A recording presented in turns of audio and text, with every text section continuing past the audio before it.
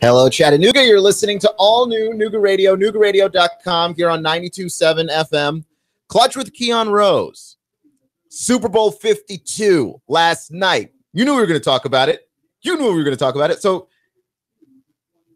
the Super Bowl is one of those things where we get all the exaggerated storylines. I mean, the media access is excessive.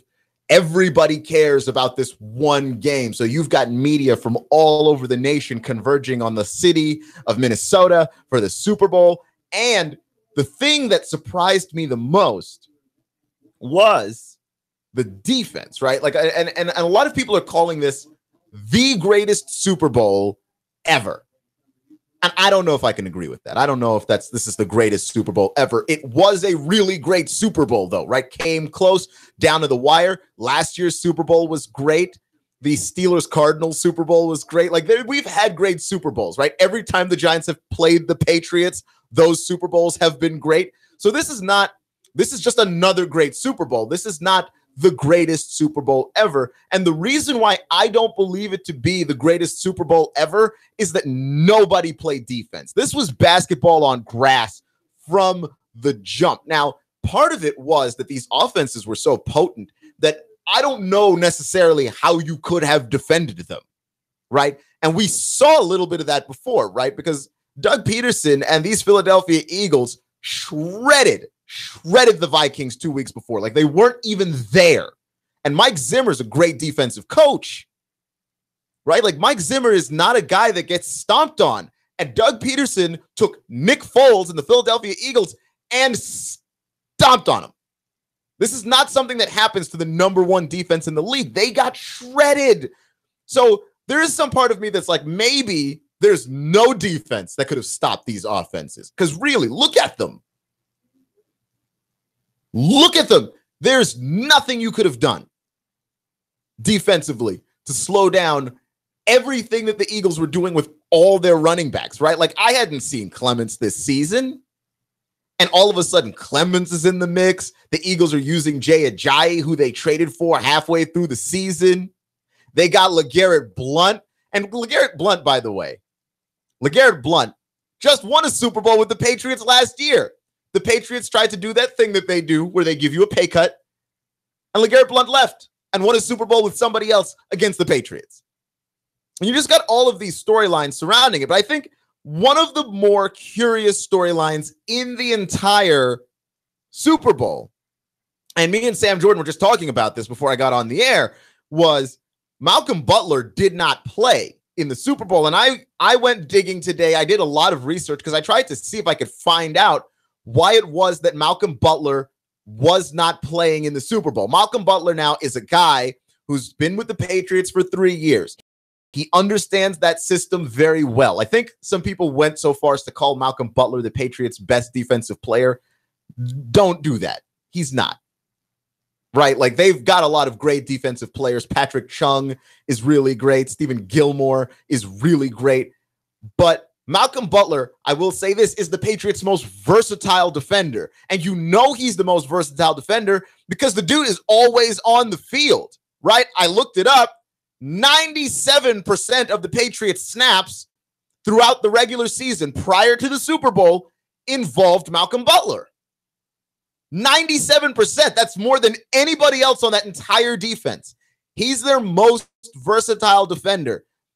After the game, Matt Patricia, the defensive coordinator of the Patriots, they were asking him about it and asking him why it was that Malcolm Butler didn't play. And he said that Butler didn't give them the best chance to win, which does seem bizarre, right? Now you can say, well, there's a number of different packages that we use. We looked at what the Eagles were going to be trying to do, and we decided instead to try and go with the packages that would help us win the game. And that does make sense, right? And I do agree with Matt Patricia to that extent. But to not use Malcolm Butler at all tells me that something happened. Because a guy that plays 97% of your snaps isn't in the game at all. That's weird. That's really weird. He's played 97% of your snaps. He ain't in the game. That seems off. And when you look at Malcolm Butler's reaction to it, well, first off, the timing of it is also weird. Everything around this tells me that there's something that the Patriots aren't saying. And we're never going to find out, right? We're going to find out 6 years from now when it's entirely irrelevant. I think Al Michaels during the game said that you had a better chance of extracting information from Eastern Europe, before the Berlin Wall came down than you do the Patriots organization. I think that is a perfect statement of what the Patriots are. They put the clamps on their information. You don't get access to it. You just don't. So we're never going to know, but there are just so many things that cause that to be one of the more curious storylines in the Super Bowl. The fact that Malcolm Butler only found out that he wasn't going to be playing right before the national anthem, right? So the cameras, because NBC, very, very spicy, very wild with the shame cam. They found Malcolm Butler crying on the sideline during the national anthem. Now, guys have cried on the sideline before because they just love America, right? This is true. I know that all of your protest people seem to think that football players don't like America. They do. I've seen it. Very patriotic people. A lot of them have served in the military. But the point is that Malcolm Butler's there crying on the sideline. He's crying because he was just told he's not in the game. Like, he's just not there. And I don't know what that does to a guy. A few ex-Patriot players said that it divided the locker room. It divided the locker room right before the Super Bowl. It's a weird move by Belichick, right? Malcolm Butler was only going to be doing special teams that game, and Malcolm Butler only did special teams that game.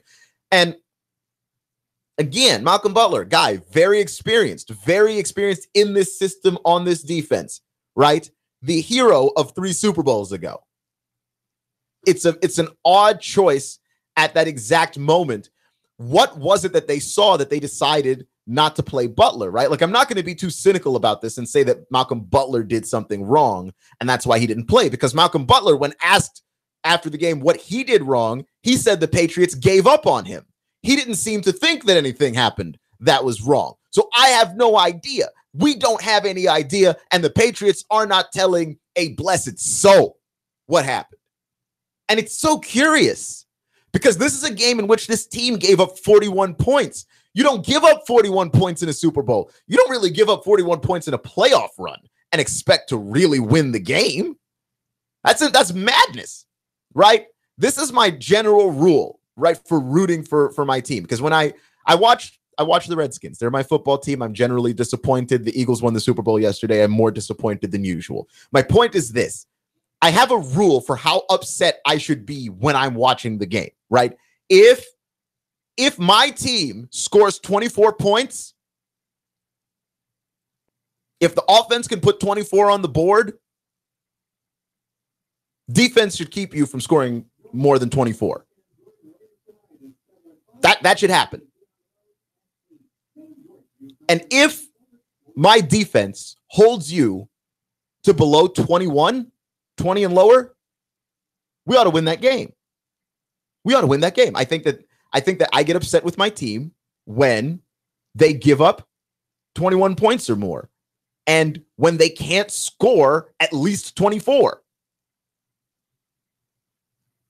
So when you give up 41, that's unacceptable. You can't win playoff games that way, period.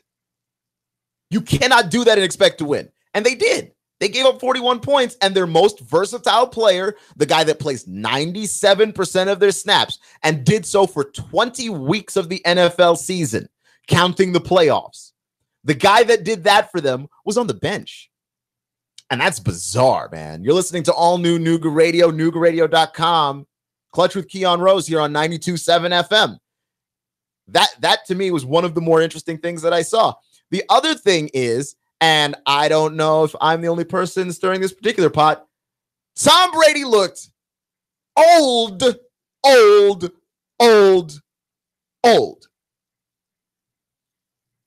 Now, he threw for a Super Bowl record 505 yards.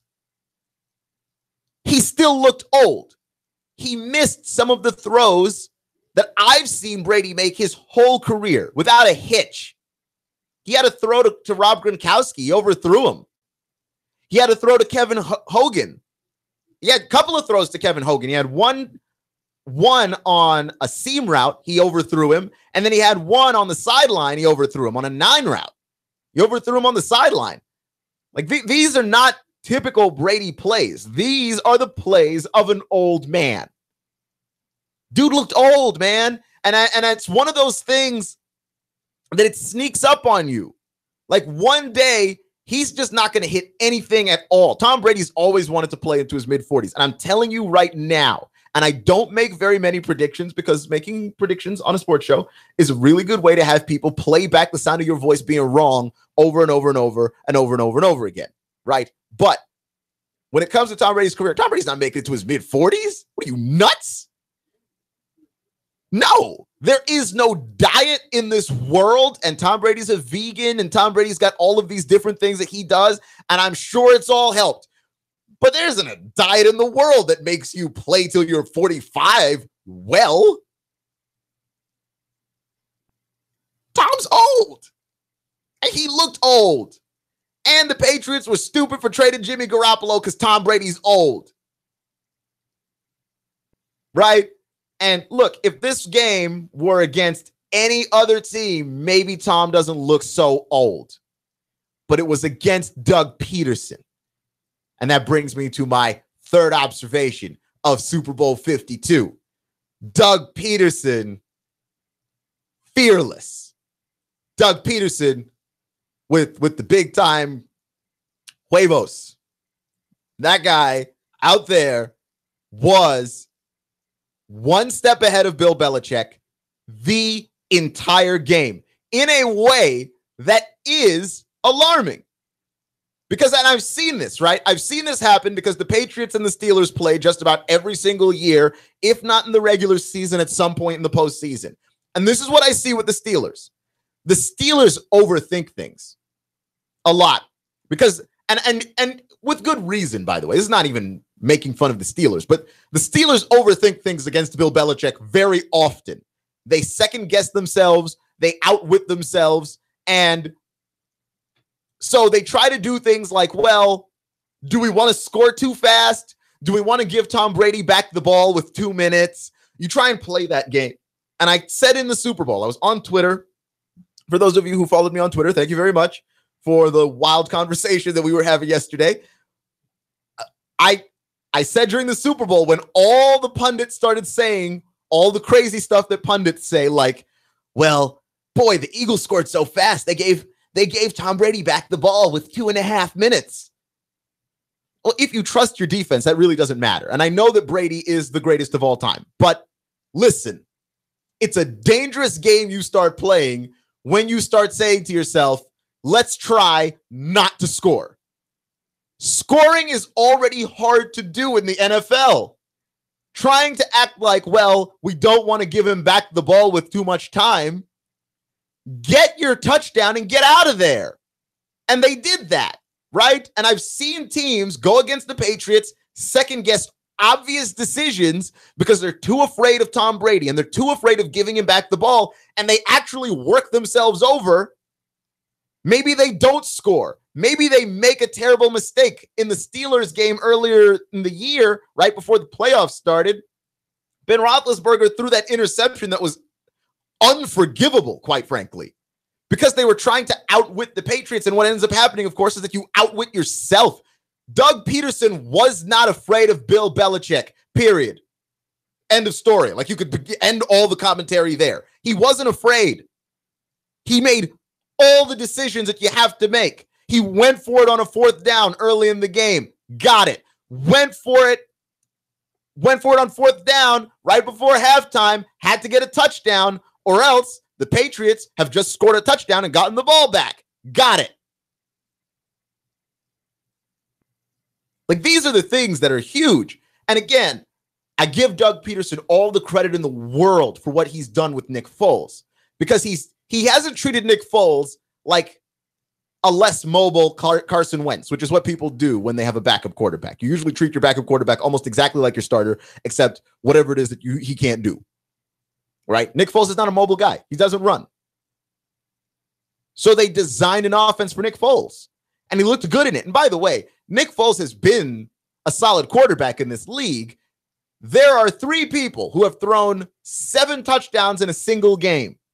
One is named Peyton Manning. We know him. One is named Y.A. Tittle. Maybe you don't know Y.A. Tittle. He's a legend. He's great. The other's named Nick Foles. Yeah. The other's named Nick Foles. It's not like Nick Foles can't play. And I think that's the thing, that's the weakest storyline of all the storylines. There's like a buffet of storylines. There's a feast of storylines. There was, and here's my SAT word of the day, a smorgasbord of storylines. And where did people go? They went straight to, Nick Foles is the backup quarterback. Listen, backup quarterbacks in the Super Bowl before the game, were 7-3. Now they're 8-3 with Nick Foles winning. Backup quarterbacks have won the Super Bowl before and overwhelmingly tend to win it. Right? It happens. It's not rare. That's the weakest of all the storylines. Like, we know Nick Foles can play. The question is, how long is Nick Foles playing with the Eagles, right? Like, I believe he's still under contract with that team. And Carson Wentz is the guy, right? Like, the Eagles were already going to make the playoffs with Carson Wentz. Carson Wentz, had he not been injured, I believe would have been the MVP of the league. Carson Wentz. He's the guy. What do you do with Nick Foles? Well, you trade him, of course. You have to. While the value of Nick Foles is very high. Because when a guy can do that in the Super Bowl, and you're the other 31 teams in the league, you got to figure out how you're going to get your hands on Nick Foles. I would think, actually, if you were the Patriots, you got to figure out how to get your hands on Nick Foles. Because like I said, Tom Brady is not playing till he's 45. Tom Brady is 40 now. Tom Brady does not have 5 more seasons of good football left in him. Not after what I watched last night. That guy looked old. Okay, there's a guy that's making plays because he's great and because mentally he's got the game. But physically, there are throws that he missed that, again, egregious for a guy of his skill level and of his notoriety. Like that you can't miss those throws on the biggest stage in the biggest game of the season, especially if you're Tom Brady. I'm not going to give him a pass on that. He missed the throws. And look, I'm not coming down on him. Like, Tom Brady's great, still the GOAT. But Tom Brady missed those throws because he's an old man. And if you're the Patriots, you need to figure out what you're going to do when that old man can't play football anymore. And I don't care what Jack Kraft thinks, that Brady can choose whenever it is that he wants to retire. No, he doesn't. This is the NFL. When has a person ever been allowed to choose when they want to retire? It's the most utilitarian, meritocratic league in sports. When you can't play anymore, you're gone. We don't keep you on the legacy contract in this league, in this sport. Now, we're going to talk a little bit later about like how frustrated should you be if you're Tom Brady, because I think you should be very frustrated. Your team gave up 41 points. Tom Brady has always played with great defenses, but Tom Brady's always played with great defenses because of Tom Brady. And we'll talk about that in a second. But what happens with Nick Foles?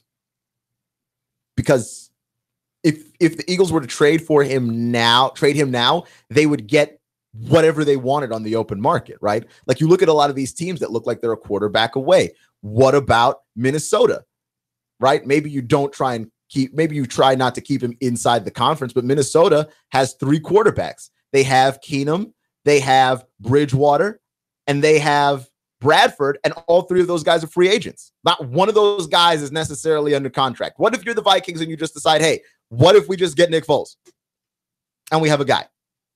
What if you're the Jaguars, who has a free agent in Blake Bortles, and you go, we didn't have enough firepower against the Patriots to get it done with Bortles. When the moment got really big, Bortles couldn't do it. And we've seen that Nick Foles can do it. Why don't the Jags go after him? Right? And there's a myriad of other teams too. Like the Cardinals need a quarterback. I guess the Redskins fix their problem. And Kirk Cousins is on the open market, who Kirk Cousins is the guy I feel bad for because Kirk Cousins is about to make a whole lot less money. When people can now choose between you and Nick Foles, we have to pay you so much. Not really. I mean, he's still going to make a boatload of cash, though.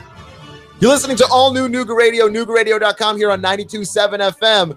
Tom Brady should be mad as hell. I'll tell you why. Next.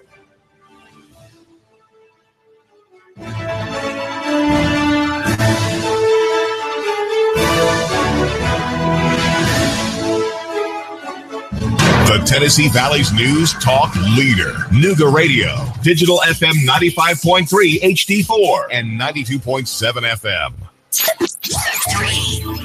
2, 1. Chattanooga Radio, digital FM 95.3 HD4, 92.7 FM's news now. 2 car shops in Hickson were burglarized. High-caliber auto sound off Highway 153 in Hickson and Northgate Auto Services. The CPD is investigating both thefts, and they're asking for your help tracking down the thieves. A vacant home goes up in smoke as a fire destroyed a home in Sale Creek over the weekend. Investigators say the home was vacant and undergoing renovations. Firefighters say the home is a total loss. Charges pending after 2 children were ejected in a bloody crash. According to the Highway Patrol, 1 car was involved in a crash on Pete Worthington Road in Ray County when the vehicle ran off the roadway and hit an embankment, rolling several times. The young boy was ejected from the vehicle and airlifted to the hospital, and a female child was transported to an area hospital. Val St. John for Nooga Radio, News Talk 92.7 News Now. Chattanooga Morning News with Russ and Val. Weekdays from 6 to 9 a.m. on Nooga Radio, 92.7 FM. Oh, man, rush. I've got to get stuff for the party. Where can I go that's going to give me a wide selection of beer, wines, and spirits? Oh, I've got it. I'll go to Harry's Wine and Spirits, Signal Mountain. Maybe East Brainerd Wine and Spirits in East Brainerd. I could go to Riley's Wines and Spirits in Hickson. Wow, look at the huge selection in here. Look at these great prices. Amazing. Oh, yeah, I'm going to find something for my lady, too. I'm going to make this party a success. Make your party a success when you stop in at Harry's Wine and Spirits in Signal Mountain, East Brainerd Wine and Spirits in East Brainerd, and Riley's Wine and Spirits in Hickson. An automated nuclear missile defense system has suddenly entered into launch mode, and you are the only one who can stop it. Escape Experience Chattanooga. Your team has just been infected with a deadly virus. Your only hope? There, in an abandoned farmhouse. Escape Experience Chattanooga. Handcuffed in a maximum security prison, you have an hour to flee. Escape Experience Chattanooga. These escape scenarios and more at Chattanooga's best escape room, game, and team building platform. Call now. Slots are limited. Register online at escapeexperience.com/Chattanooga. Escape Experience Chattanooga.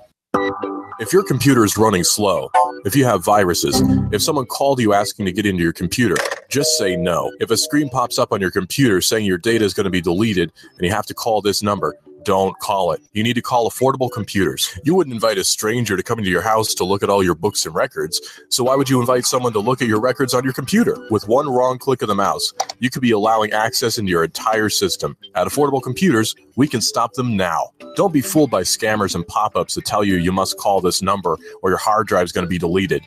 You need to call Affordable Computers. Call Affordable Computers now. Microsoft is never going to call you. Microsoft is never going to ask you to call them.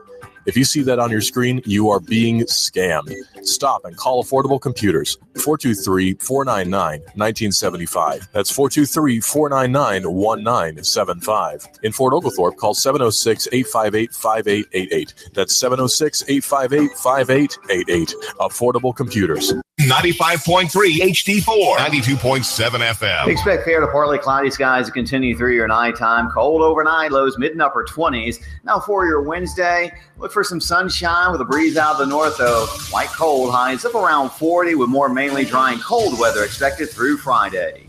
Celebrate the new year with Dixieland Fireworks, locally owned with the largest selection around. A Black Hat dealer with the lowest prices in Dixie. Dixieland Fireworks, just off I-75 on Ringgold Road, East Ridge. And I'm Storm Team 12 Chief Meteorologist Pat Rapport. Broadcasting live to over 1 million souls in Chattanooga, the Tennessee Valley, and beyond on frequency modulation 92.7. Sean Hannity, 25,000 watts on digital FM 95.3 HD4. CBS Radio News, NASCAR, Bloomberg Markets, David Tulis, streaming strong at NoogaRadio.com. Live on YouTube and Facebook. Nooga Radio, News Talk 92.7, Chattanooga Radio.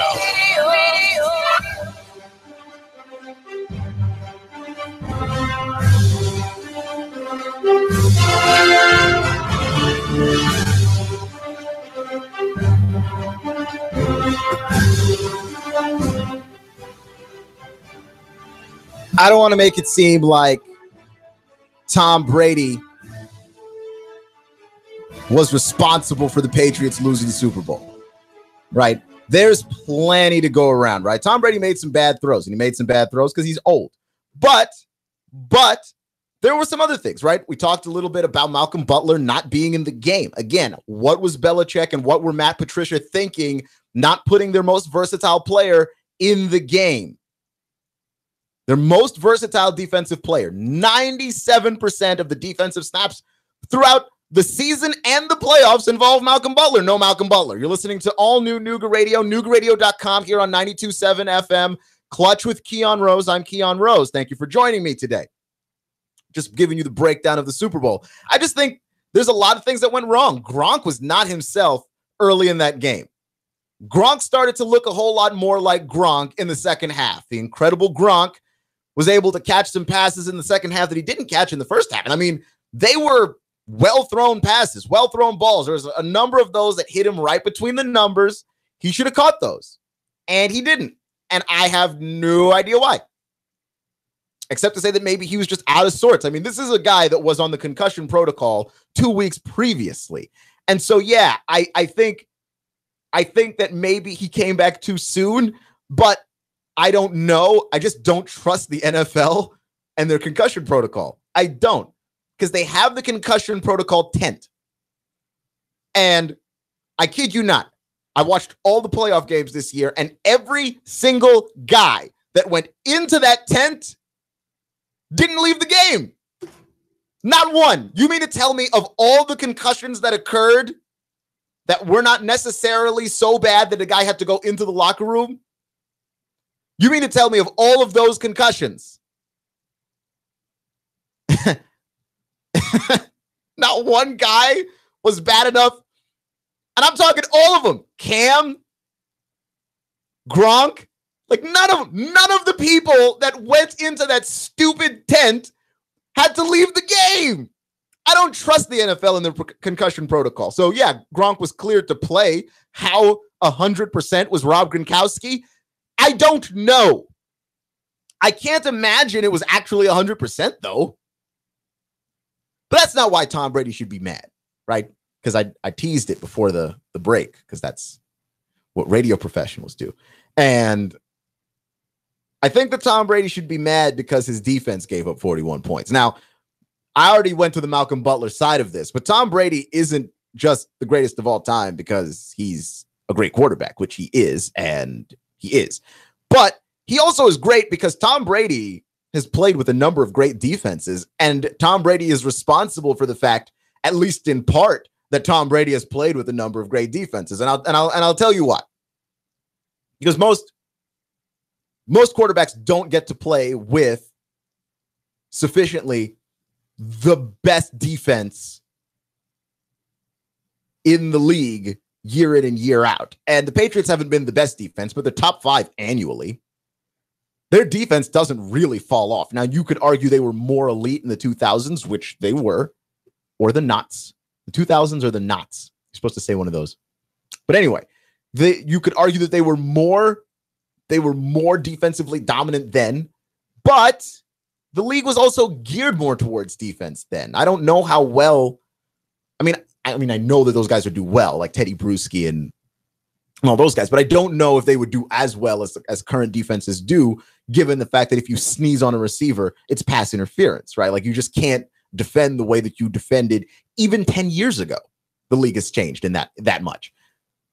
Tom Brady plays with one of the best defenses year in and year out. And people chalked it up to Tom Brady just being lucky, which he sort of is. He plays under Bill Belichick, who can spot a great defensive talent from miles and miles and miles away. And that defense is built on sturdy guys who are Pro Bowlers every year, who are probably going to find themselves in the Hall of Fame at some point. However, However, the defense is also built in large part because Tom Brady is easily the most underpaid quarterback in the NFL. He is, I believe, in terms of just money being made, he's around the 16th highest paid quarterback in a 32-team league, and he's the greatest of all time. Like, there are some people I think that deserve at this point in Tom Brady's career to make more money than Tom Brady. I think Breeze should make more money than Brady. I think that Aaron Rodgers should make more money than Brady. That's the list. I don't think there are any more people in the league that should make more money than Tom Brady. You could make a very strong argument for, I don't know who else you could make a strong argument for. I'm sorry, I don't have any more people. Those are all the people that deserve to make more money than that guy. And that's just because they're younger than him, right? Breeze is a slightly younger, right? Like, Breeze is looking old too. Breeze missing throws in these playoffs, man. He never used to miss those. Like, Breeze is old too. But Aaron Rodgers is relatively young compared to those guys. And those are the only two human beings I think that deserve to make more money than Tom Brady. However, there are many people making more money than Tom Brady. And you could make the very strong argument that none of them deserve it. None. Tom Brady takes less money so that his team can afford to build a great defense and afford to give him weapons. He takes less, right? Like, that's selflessness. And if I'm Tom Brady, and if I'm in negotiations and I leave money on the table, I fully expect and I fully anticipate that you give me the best team possible. And I don't think that that's unreasonable by any stretch of the imagination. Tom Brady is severely underpaid. Now, again, he's in a salary cap sport. You're only allowed to spend but so much money before they start penalizing you. And it's harsh in the NFL. Like, in basketball, it's kind of a joke. You could just, like, the Lakers eat the salary tax all the time. But in football, it's not a joke. You have to spend under the salary cap or you're going to get smacked. And Tom Brady annually takes less money so that he can have the best team around him that's possible. Like, his success and Bill Belichick's success and the Patriots' success has not been an accident.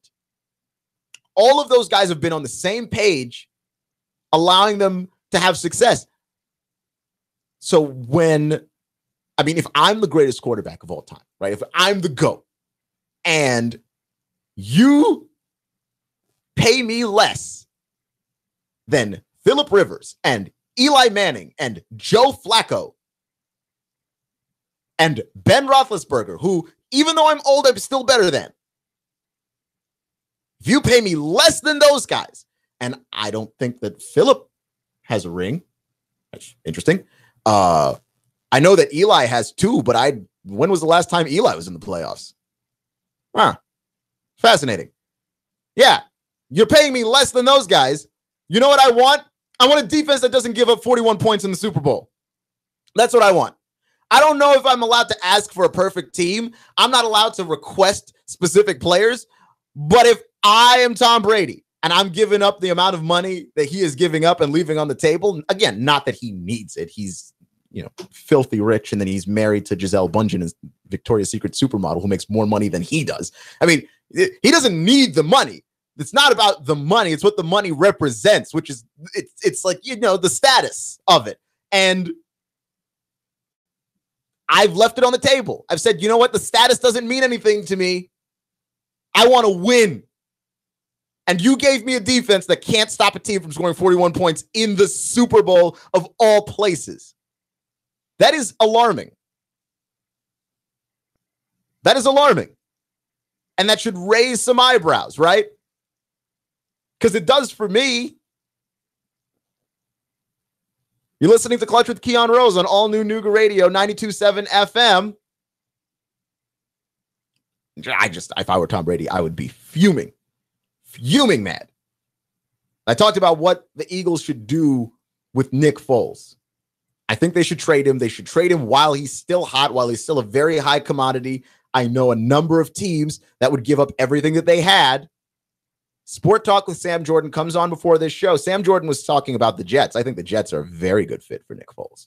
right? Because he's already used to playing in cold weather. He's already used to playing in a big city. The Jets, I wouldn't say the Jets are a quarterback away, but you add a quarterback to that team, and they're not far. They're really not. Now, you need someone who's going to be offensively open-minded if you're going to have Nick Foles, because we've seen Nick Foles play with a coach who is not offensively open-minded, right? Nick Foles was a Ram, and it's not a shocker that his worst season was with Jeff Fisher, who I don't like. I mean, I know that, look, it all comes back around to Jeff Fisher, man. Jeff Fisher's not a good coach. Like the last few years of Jeff Fisher being in the NFL, he was not a good coach. And Jeff Fisher had Nick Foles and couldn't get anything out of Nick Foles. Right? Andy Reid got stuff out of Nick Foles. Doug Peterson got stuff out of Nick Foles. Yeah, Jeff Fisher not capable of doing that at all. It's ridiculous. It's beyond ridiculous. So I think you've got to have an offensively open-minded coach, maybe a guy who used to play offense, possibly even a guy who was a quarterback, like Doug Peterson is, or Andy Reid, who is known as being a quarterback whisperer. But you have to have one of those guys. But if you have that, you can find a lot of value in having Nick Foles. And you could look around the NFL. There aren't enough quarterbacks to go around. There aren't enough good ones. Because, my God, when you look at what the Texans did after Deshaun Watson got injured, and when you look at all the teams that were struggling throughout this season, and I know we had a number of injuries, but man, like, look at how bad the Texans were. And when Derek Carr went down for the Raiders, look at how bad they were. You don't have a quarterback in this league. If you haven't built either a defense or acquired a quarterback, you're dead in the water. You're done. And here's Philadelphia sitting on their vast riches. They have two quarterbacks that can win a Super Bowl, because I think that Carson Wentz could have done it, right? And I actually would have picked the Eagles outright if Carson Wentz were the quarterback of the Super Bowl, because I've seen Carson Wentz and I've seen what that guy can do. He's not human, right? He's made out of Teflon or whatever tough. He's made out of leather. He's not made out of things that human beings are made out of. Carson Wentz is a different animal entirely. Like, I've seen that guy underneath a pile of players, then he pops out and scores a touchdown. Like, I don't know what that is. So if you're the Eagles, I mean, you got to get something for this, right? Because, I mean, you cannot allow people to go back around to thinking, well, you know, maybe we'll sleep on Nick Foles a little bit. Like, no, you got to strike while the iron is hot and get something, because we're coming up on the NFL draft, because the NFL calendar never stops. Never stops. So I thought about the Super Bowl commercials a little bit. Clutch with Keon Rose on all new Nooga Radio, NoogaRadio.com, 92.7 FM. I don't watch the Super Bowl for the commercials. I watch the Super Bowl and then I happen to see the commercials. If you watch the Super Bowl for the commercials, I think you're a little crazy, because only in America would you be upset about the possibility of you not being advertised to, which is what happened. Some people watched the official NBC stream online, and if you watched the game online, you didn't get all the Super Bowl commercials, which is that really the worst thing in the world? Because people were mad. I was on Twitter last night. People were irate. If you are not being advertised to by 100,000 different companies while you're trying to watch football, is that really the worst thing that happened? You know, the commercials came on. I went to the bathroom. I got some food. If you're not being advertised to, like, only in America, I can only see this. Only in America would people be upset about, well, I cannot see what this advertiser had for me. And all the Super Bowl ads are on YouTube anyway. They're on YouTube the day before the game. You can watch the Super Bowl ads before the Super Bowl if you really want to. What are you complaining about? People are ridiculous. But I did see a lot of blowback from that Dodge ad, which, you know, I get that. I do. The Dodge ad was bad, right? It was a Dodge commercial. It was showing a bunch of people helping and serving one another. And it was playing a speech from Dr. Martin Luther King. And yeah, I can't believe that the people at Dodge thought that that was a great idea. Really? Really? We have we have racial issues in America. So let's take a great civil rights leader. Let's take his voice and use his words to try and sell a truck. Because that's exactly what he wanted. When Dr. King was talking about reaching the mountaintop, he meant to drive there in a Dodge Ram. What are you doing? Like, is there who forms these committees of people that make these commercials? Because I want to slap them all, just grab one of them and just shake them. How do you do that? How does that actually occur? I don't know. I'm just saying that this is one of those situations where I could have been your no man.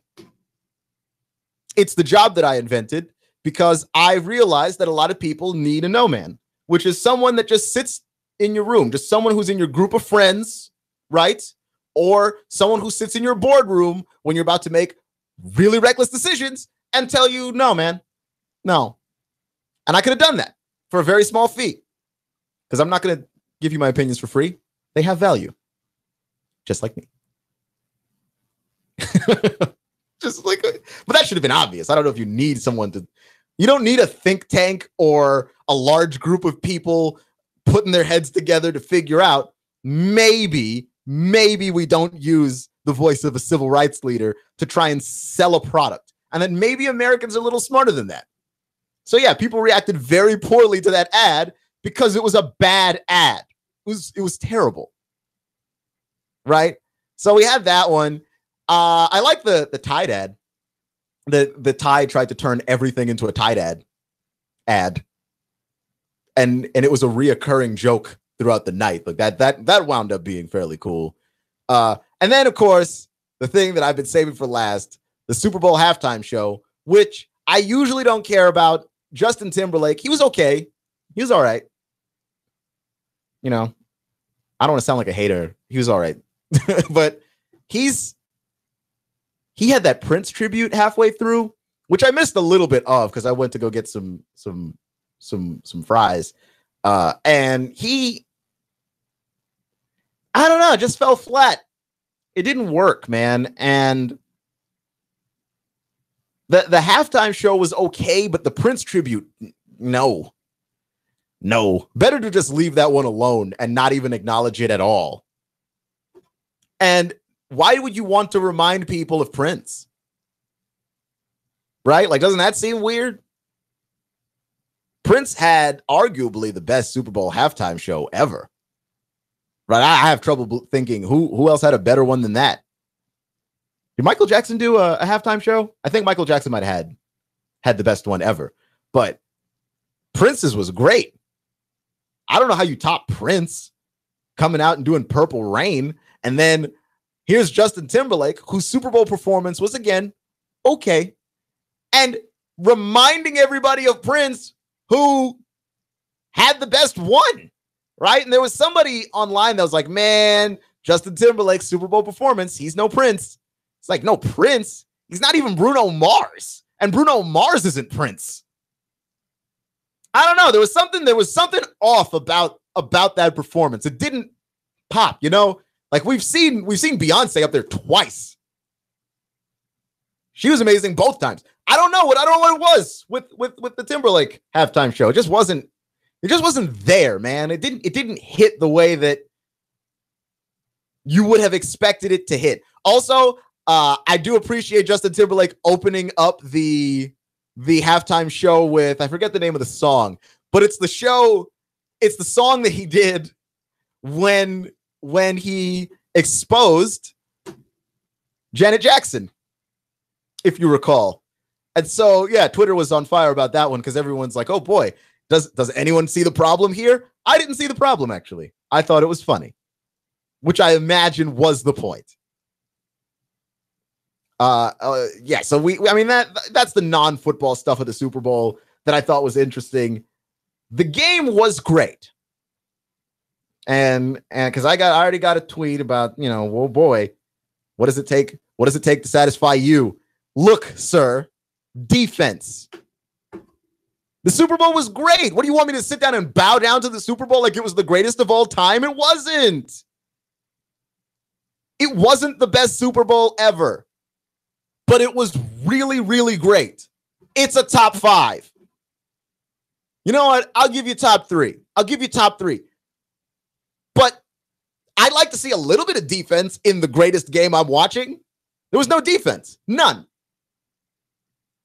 I watched basketball on grass for 60 minutes. And I'm not complaining. It was fun. You just can't be the greatest game ever and not have defense in your game, especially if you're the Patriots. But man, I want an answer to that Malcolm Butler question. What were they thinking? Malcolm Butler, 97% of your snaps, doesn't play in the game. What happened? You're listening to all new Nooga Radio, NoogaRadio.com. Clutch with Keon Rose. We do this every day from 8 to 9. Thank you for joining me. Remember, folks, it's not how you start, it's how you finish. Stay clutch, and I'll see you in 24 hours.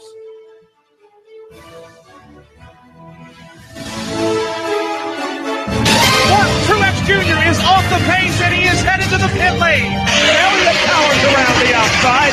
Michael McDowell pops the right front tire. Here's Martin Truex to the bottom. Blaney blocks him off too. Meanwhile, Chase Elliott went 4 wide on the back straightaway. They're side by side for the lead.